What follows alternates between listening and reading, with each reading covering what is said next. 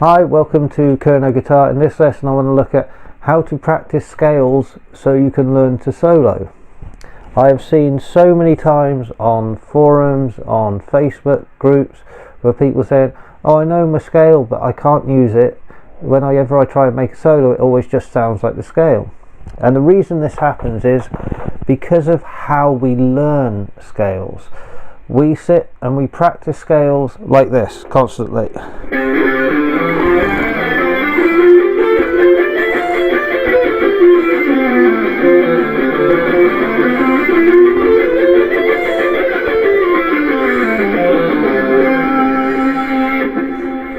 And we'll repeat that over and over and over again, which, yes, we need to know our scale shapes, but if that's all we do, that's what we learn to do when it comes to playing in the band or over a backing track. So what we're going to do is look at limiting ourselves in a way. For example, this first example, we're just going to play on one string. Now this can be in any key, any mode. Pick a backing track for that key or mode and find the scale notes along one string. In this case, the backing track is in C major, so we're just going to pick the B string and then we're just going to use that. So we're going to have to find all the notes of C major on the B string. So we know how we make a major scale. We start with our root, which in this case is here, C.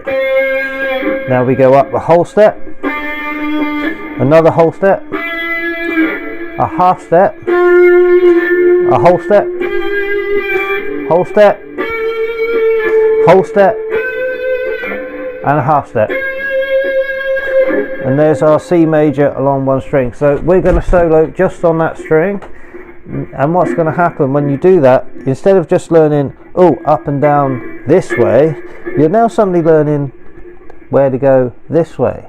Now don't just pick one string, then switch to another string, do the same thing, another string and another string, and eventually you're going to know all the notes going this way rather than just up and down this way. Also, because you're limited, you're going to have to think of other things to do to make it sound interesting, with bends and slides, legato, to make things sound interesting. So here we go, we're going to solo just on the one string and we'll see how we do with that.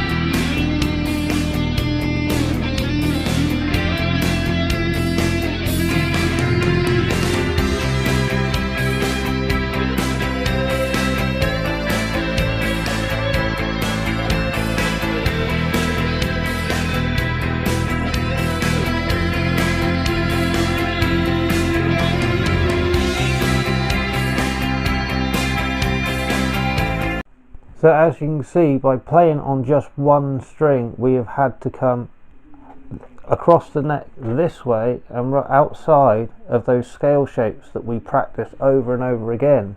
We've now had to think more linear, more creatively than just going up and down a scale shape. You've had to think melodically rather than scalily, if that's even a word. But you can see the point. We now starting to learn to go across this way, and don't just do it on one string, go to another string and stick to that string and another string, and eventually you'll learn the scales all across the neck of the guitar, but you're also thinking melodically, which is the most important thing we can do as a musician. So another trick we can do is to take just little sections of the scale. Some people call this mapping, but I just call it sections. For example, we're just going to take 4 notes In this case here we have these 4 notes, and we're going to try and use those and get everything we can out of those using bends, slides, harmonics, legato. And then when you've done that, find another 4 notes, do the same thing there, another 4 notes somewhere else on the neck in the key of whichever key you're using. In this case it's C major. You could use any mode, any minor scale, provided you've got the right backing track for it. And this way you're going to suddenly start learning where you can play rather than just up and down these scale shapes. You're forcing yourself to have to think more creatively to get the most out of such a small thing. I remember watching an interview with Zach Wilde where somebody asked him, because he knows all these scales, all the modes, why does he keep playing pentatonics? And his simple reason was he wanted to limit himself, so he had to force himself to get the absolute most he can out of such a limited range of notes. And this means he had to think creatively to do that. So we're going to just use those 4 notes, and we're going to solo over the same backing track as before, just these 4 notes, and see what we can get out of them.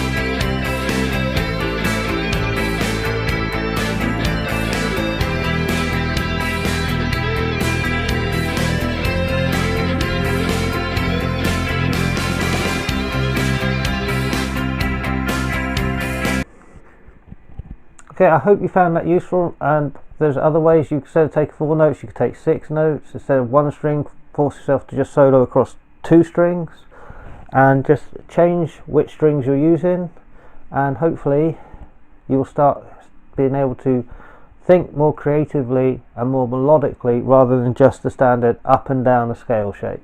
I hope this lesson has helped, and I'll catch you next time.